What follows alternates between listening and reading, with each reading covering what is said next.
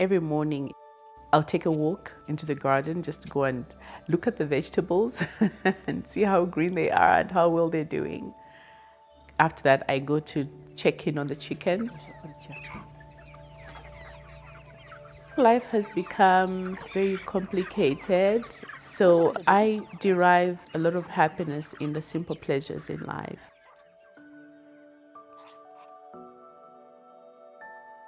I used to have a nagging backache.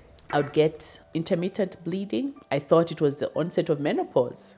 I got a rude shock when I was told it was cervical cancer. I think that's when it really hit hard.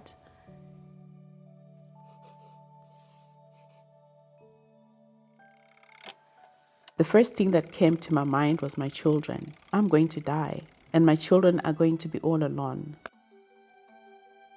So after my initial diagnosis, I needed to get to the cancer hospital. And the first doctor I saw was Dr. Paul Kamfwa. The first question that the patients are going to ask you is, Doctor, how more years do I have to live? But what you I prepared myself for it. I remember Dr. Paul telling me, you're going to be okay. In fact, we were going to treat her using chemotherapy and radiotherapy. I told myself I was going to get through it.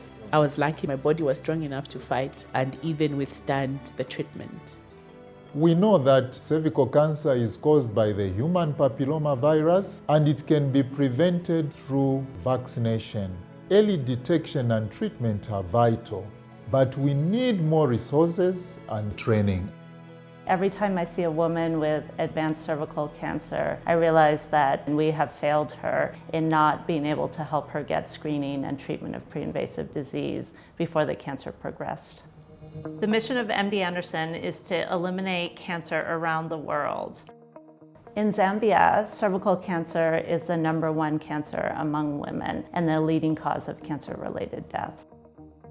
Dr. Paul works for the Ministry of Health, and we have been working together to train doctors and nurses around the country to be able to screen for cervical cancer and treat the precancerous cells before they turn into cancer. To be able to practice getting the biopsy just in the right place.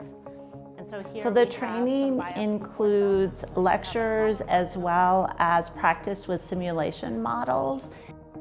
LEAP is a procedure that can be performed in the clinic, and it's where we use a portable machine with a small heated wire that removes abnormal cells or precancerous cells of the cervix. Thermal ablation is where we use a small portable device to heat the abnormal cells on the cervix so that they don't go on to turn into cancer.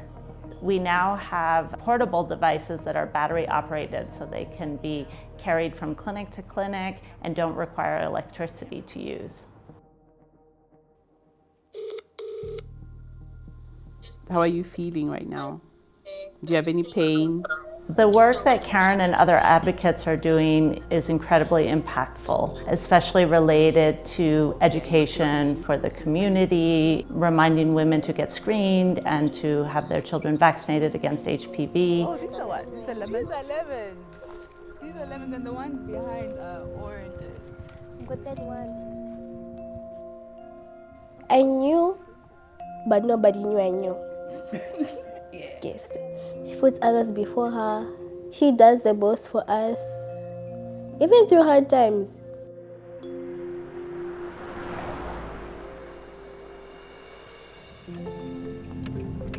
So we are on the same road that I used to take when I was going for treatment. It has now changed, from driving to the hospital in pain. I drive to the hospital with purpose. We have all the tools, we have the know-how. We can't have women dying from cervical cancer. There is a lot that we can do for these women. We know what works, and what works is within our reach.